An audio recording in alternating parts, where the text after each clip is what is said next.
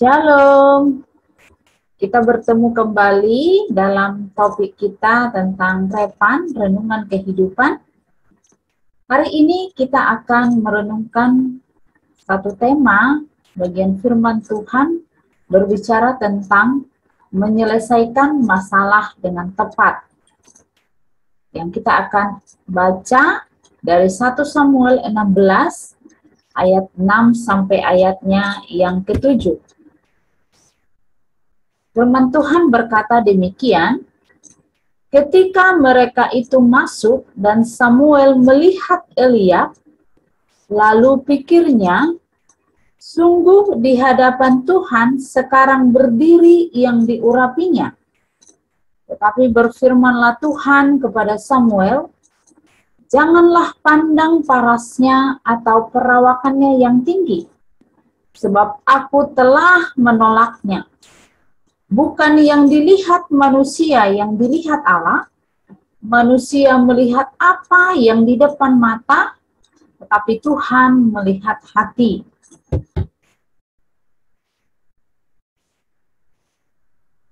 Saudara, setiap kita pasti pernah mengalami yang namanya masalah. Dan tidak ada satu orang pun di dunia ini yang tidak pernah mengalami masalah, entah itu masalah yang berat ataupun ringan.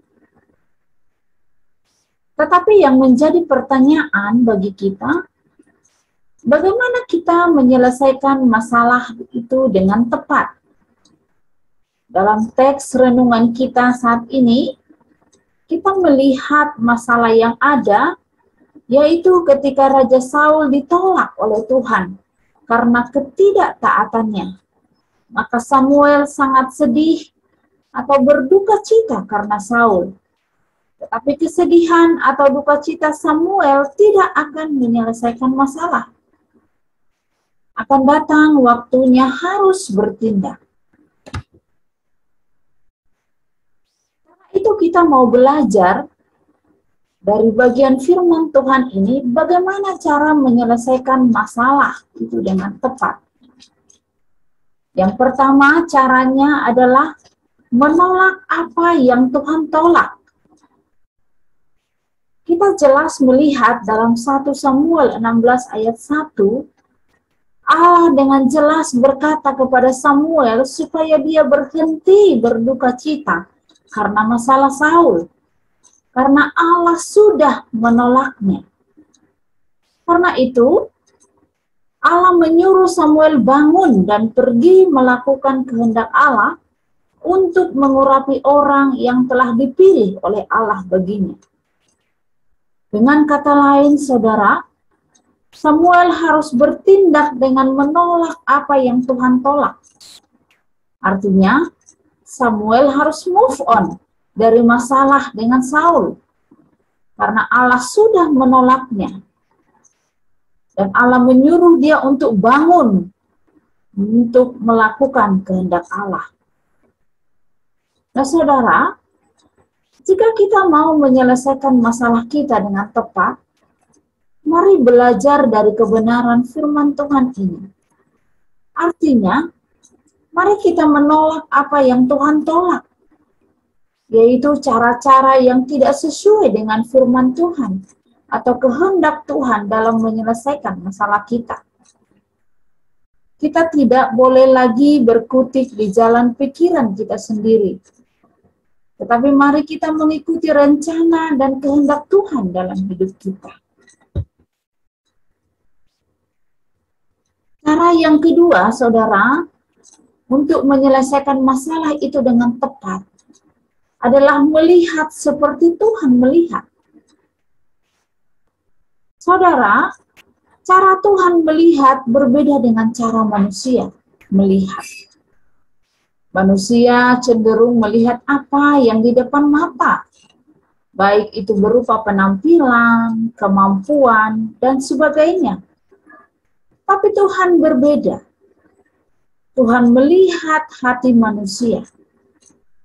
Di dalam Amsal 4 ayat 13 dikatakan, bahwa hati itu menentukan hidup, dan hanya Tuhan yang dapat melihat hati. Dan nanti bisa baca di dalam Kisah Para Rasul 1 ayat 24 sampai ayatnya yang ke-25. Di dalam teks ini, Tuhan telah memberitahukan Samuel bahwa Allah akan mengatakan siapa orang pilihannya. Tetapi Samuel tergoda untuk mendahului Tuhan oleh karena melihat penampilan saudara Daud. Dalam ayat yang ke-7 ini, saudara, jelas mengatakan bahwa Tuhan menolak cara melihat dari perawakan atau penampilan, tetapi Tuhan melihat hati. Dengan kata lain, bahwa dalam menyelesaikan masalah, kita tidak bisa berfokus atau mengandalkan apa yang ada di depan mata kita, atau yang kita pikir itu punya kemampuan untuk menyelesaikan masalah kita. Tetapi kita harus melihat cara Tuhan menyelesaikan dengan hati kita yang murni dan tertuju kepada Tuhan. Tuhan bisa melakukan hal yang kecil atau yang tidak kita harapkan menyelesaikan masalah kita. Seperti Daud dalam renungan kita ini. Daud orang yang tidak diharapkan Samuel maupun ayahnya Isai. Karena dia masih kecil. Dikatakan dia masih kemerah-merahan. Dalam pandangan manusia, dia belum bisa menyelesaikan masalah, yaitu menggantikan Saul menjadi raja. Tetapi penilaian Tuhan berbeda dengan penilaian manusia. Dan penilaian Allah tidak pernah salah, saudara. Karena itu, mari kita menyelesaikan masalah kita dengan tepat, dengan cara melihat seperti Tuhan melihat.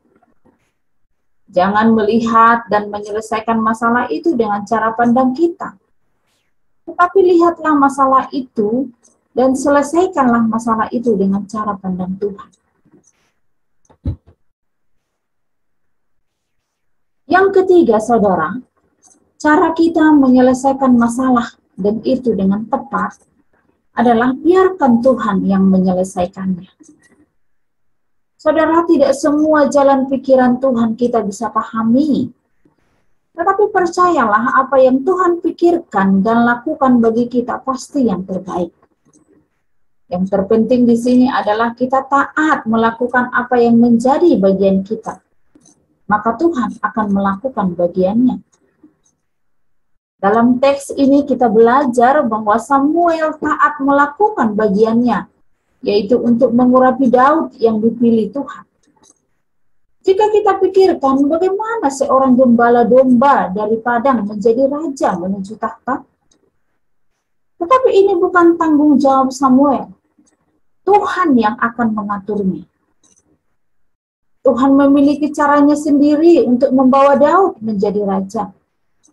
Dan Samuel sudah melakukan tugasnya. Daud juga tidak takut karena Allah menyertainya. Saudara, dalam menyelesaikan masalah kita dengan tepat adalah biarkanlah Tuhan yang menyelesaikannya. Sekali lagi, lakukan tanggung jawab atau bagian kita. Dan selanjutnya, biarkan Tuhan yang menyelesaikannya. Demikianlah renungan kehidupan bagi kita hari ini. Biarlah kiranya kebenaran ini boleh memberkati kita dan membawa kita mampu menyelesaikan masalah kita dengan tepat menurut kebenaran firman Tuhan. Tuhan Yesus memberkati. Shalom.